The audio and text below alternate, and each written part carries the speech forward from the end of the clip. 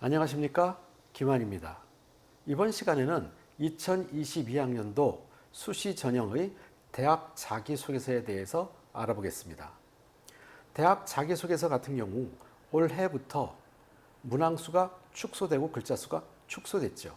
자, 1번 문항 같은 경우가 1,500자, 2번 문항이 800자, 그리고 3번 문항 같은 경우에는 선택적으로 대학별로 있는 대학도 있고 없는 대학도 있습니다. 하지만 선택한 자율문항 같은 경우에는 800자로 구성이 되어 있죠. 자, 그러다 보니까 작년보다 자기소개서를 써야 되는 학생들 입장에서는 글자 수만 놓고 봤을 때는 대거 축소됐다라고 확인할 수 있습니다.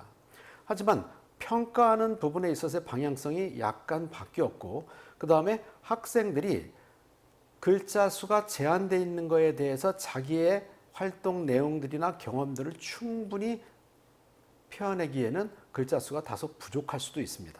자, 그렇기 때문에 글을 쓸 수 있는 능력이나 이런 글을 쓸 수 있는 재주가 어느 정도 있는 학생들 같은 경우에는 조금 더 유리하겠지만, 그렇지 못한 학생들 같은 경우에는 다소 어려울 수도 있을 것입니다. 자, 그럼 우선 본 문항에서 1번 문항, 2번 문항에 대해서 살펴보기 전에 전반적인 자기소개서에 대한 인식에 대해서 우리가 알아보겠습니다. 자, 우선 대학 자기소개서를 작성하기 전에 잘못된 인식들이 있는데 이 부분에 대해서 한번 생각해 보겠습니다. 첫 번째 나와 있는 것을 보면 자기소개서는 첫 문장을 임팩트 있게 써야 한다. 그래야 입학사정관이 끝까지 읽는다. 라고 잘못된 생각을 하는 학생들이 있는데, 물론 첫 문장을 임팩트 있게 쓰면은 호기심을 불러일으킬 수가 있겠죠. 그러나 실제로 자기소개서를 써본 학생들이라면 알겠지만 첫 문장을 완전히 임팩트 있게 쓴다는 건 상당히 어려운 일입니다. 그렇기 때문에 한 문장을 쓰기 위해서 며칠 동안 고민하는 경우도 있을 거예요. 자, 굳이 그럴 이유 없다는 겁니다. 자, 입학사정관이 끝까지 읽게 하기 위해서는 임팩트 있게 해야 된다 그랬는데, 사실 입학사정관 분들께서는 어떤 자기소개서가 됐든지 간에 끝까지 꼼꼼하게 읽어보고 평가하십니다. 자, 그 다음에 두 번째, 자기소개서는 창의적이고 독특하게 써야 된다. 그래야 남들과 차별이 된다. 자, 우리가 생각할 때 얼뜻 보기에는 맞는 이야기 같죠. 자, 그런데 창의적이게 표현해야 된다는 부분에 대해서는 공감이 되지만, 창의적이기 위해서 독특하게 써야 된다는 것은 우리가 한번 다시 생각해 볼 필요가 있습니다. 남들과 꼭 차별되게 자기소개서를 써야만 합격하는 것인지에 대해서도 한번 생각해 볼 필요가 있겠죠. 많은 사람들이 남들과 차별된 자기소개서를 써야 된다는 이야기를 많이 합니다. 그럼 우리가 간단하게 한번 생각을 해볼까요? 1번 문항에서 여러분들이 학업 역량과 의미 있는 교내 활동에 대해서 수록을 하게 되어 있는데요. 고등학교에서 배우는 과목이 특별하지 않고 대부분의 학생들은 다 비슷하다는 것이죠. 자, 그 다음에 활동 부분에 있어서도 더군다나 요즘은 생활기록부의 작성 기록 글자 수가 축소됨에 따라서 활동 내용들도 그렇게 다양하지가 않고 웬만한 학생들이 다 비슷한 활동들을 하게 된다는 것입니다. 자, 그렇기 때문에 고등학교 때 배운 과목과 활동들이 비슷한 상태에서 아주 차별화된 내용을 쓴다는 것이 그렇게 쉬운 일은 아닌 것이죠. 자, 그렇기 때문에 자기소개서는 자기가 한 활동에 대해서 진솔되고 솔직하게, 그리고 자기가 성장한 부분에 대해서 작성하게 된다면 그것이 본인에게는 창의적인 활동이 될 수도 있을 것입니다. 자, 이 부분 여러분들 꼭 유념하시기 바라고요. 세 번째는 서론, 본론, 결론 3단 형식의 글을 식상하니 피해라. 그래야 남들과 차별화된 글을 쓸 수 있다. 자, 이 부분도 우리가 꼼꼼하게 한번 생각해 보시기 바랍니다. 대부분의 학생들이 어렸을 때부터 글을 쓰는 방법 또는 글을 쓸 때 서론, 본론, 결론으로 글을 쓰는 방법이 익숙하고 그렇게 배워왔습니다. 자, 그렇기 때문에 많은 학생들이 현재도 서론, 본론, 결론 3단 구성에 의해서 글들을 많이 작성하죠.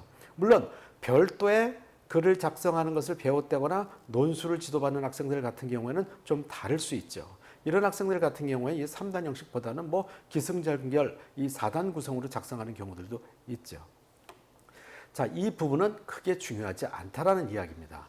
어떤 형식을 갖춰서 글을 쓰든지 간에 그것은 본인의 자유이고, 실제로 자기소개서를 쓰는 방법은 어떤 특별한 형식이 없습니다. 그러니까 본인이 잘 표현할 수 있는 방법을 선택해서 제대로 내가 하고 싶은 얘기를 표현할 수 있다면 그것이 좋은 글이 된다는 것입니다.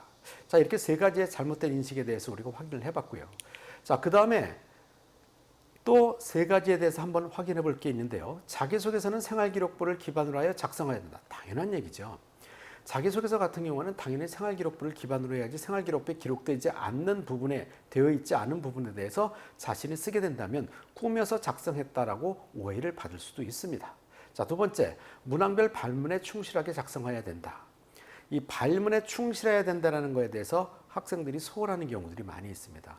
의미 있는 학업 역량과 교내 활동인데 그냥 의미 있는 활동에만 초점을 둬가지고 학업 역량에 대한 걸 소홀히 한다든가 아니면 학업 역량과 교내 활동에 초점을 두고 나에게 의미 있는 부분을 소홀히 한다든가 또 2번 문항 같은 경우에 타인과 공동체를 위한 노력 및 배운 점인데 배운 점을 빼고 작성한다든가 이렇게 발문에 충실해야 될 부분의 일부분을 빼고 작성하는 경우들이 발생합니다. 그 이유는 학생들이 실질적으로 문항을 머릿속에 자세하게 숙지한 다음에 글을 써야 되는데 대충 학업 역량과 교내 활동, 공동체 활동 뭐 이런 것들만 머릿속에 놓고 글을 쓰다 보면 이런 오류를 범할 수 있다는 것이죠. 그 다음에 세 번째는 스토리텔링을 이용하되 구체적으로 작성해야 된다. 자, 진술된 본인의 경험이 중요하다는 얘기죠. 자, 이 부분은 무엇이냐면요. 학생들이 자기가 한 활동대로 설명할 수 있고 이야기할 수 있고 작성할 수 있습니다. 자, 이것을 스토리텔링을 하라는 얘기는 꾸며서 이야기를 하라는 것이 아니라 사실적으로 이야기를 하지만 이야기화 시키라는 것입니다. 자, 그리고 여기서 학생들이 또 한 가지 생각해야 될 부분이 무엇이 있냐면요. 자기가 한 활동에 대해서 글을 쓸 거에 대해서 일단 말로 한번 이야기를 해보는 것입니다.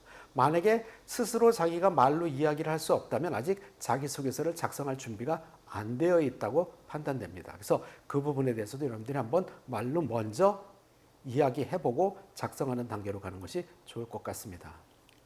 자, 그렇다면 이제는 이제 구체적인 문항 설명을 해보도록 하겠습니다.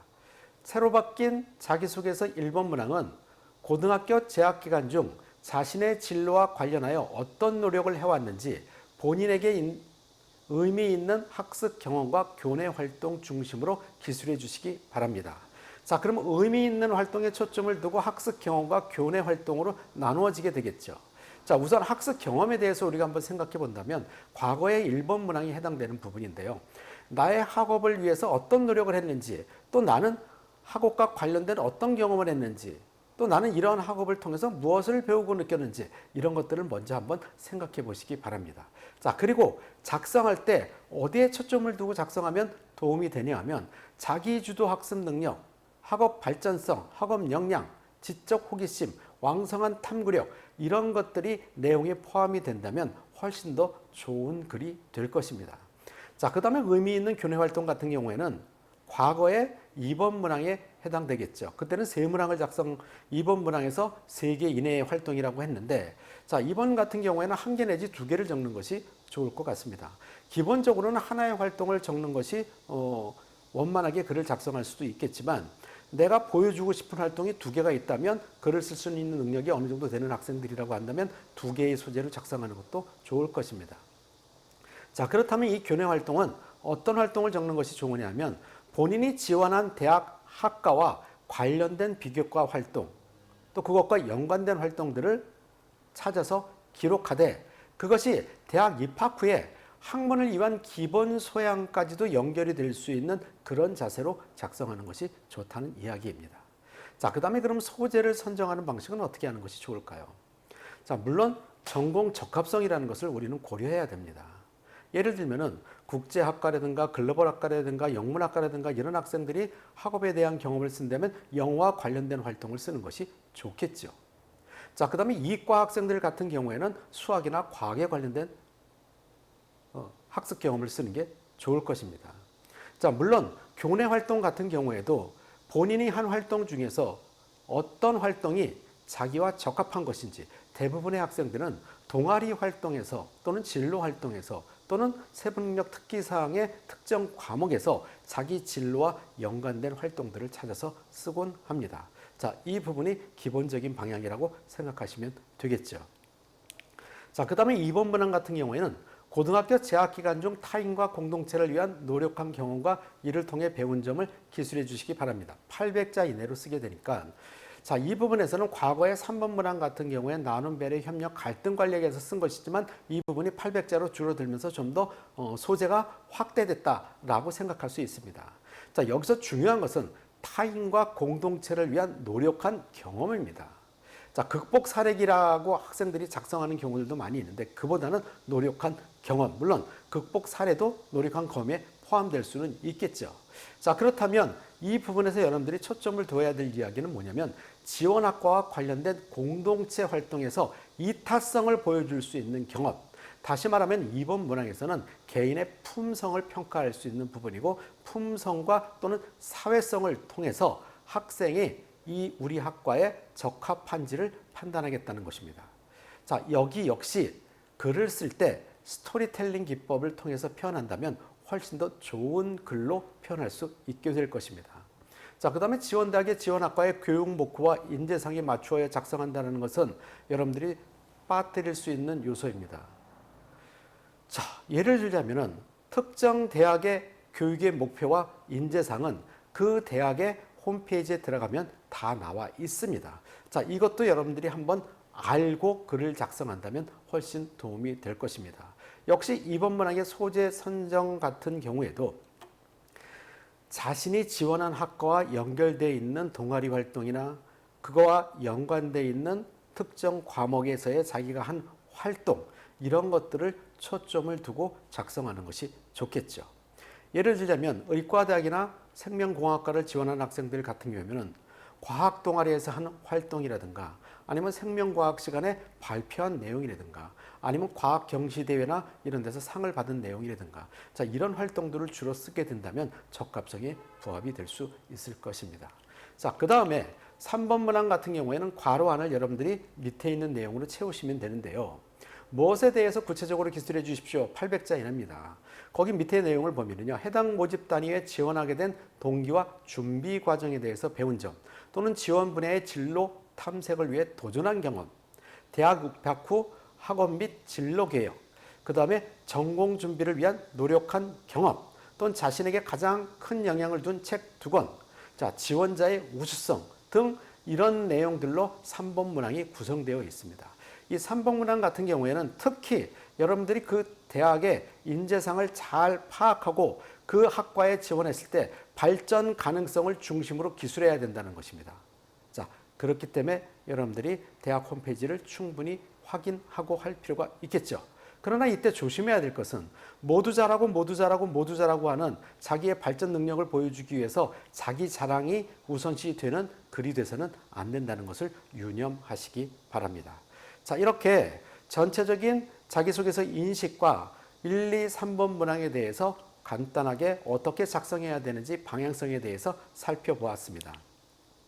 자, 새로 바뀐 대학 자기소개서 이 같은 경우에 여러분들이 실제로 문항만 보고 작성할 수도 있겠지만요. 대학 자기소개서 이 책자를 여러분들이 한번 읽어보게 된다면 짧은 시간에 효과적으로 작성할 수 있는 능력이 생길 것입니다. 그래서 여러분들이 서점에서 구입을 하셔가지고 이 책이 그렇게 크지도 않습니다. 작은 책이고 그 다음에 페이지 분량도 그렇게 많지 않기 때문에 여러분들이 쉽게 읽고 쉽게 작성할 수 있는 내용들이 되어 있고 그 다음에 잘 체계적으로 작성되어 있는 그 사례들도 많이 수록되어 있으니까 작성법과 사례에 대해서 여러분들이 충분히 확인한 다음에 글을 쓰신다면 좋은 결과가 있을 것입니다. 책을 보고도 좀 글을 쓰기가 어렵다고 생각하는 학생들 같은 경우에는 김한 컨설팅 홈페이지에 대학 자기소개서 인터넷 강의를 활용하거나 현장 강의를 이용하시면 도움이 될 것 같습니다. 여러분 아무쪼록 열심히 하셔서 좋은 결과 있으시기 바랍니다. 감사합니다.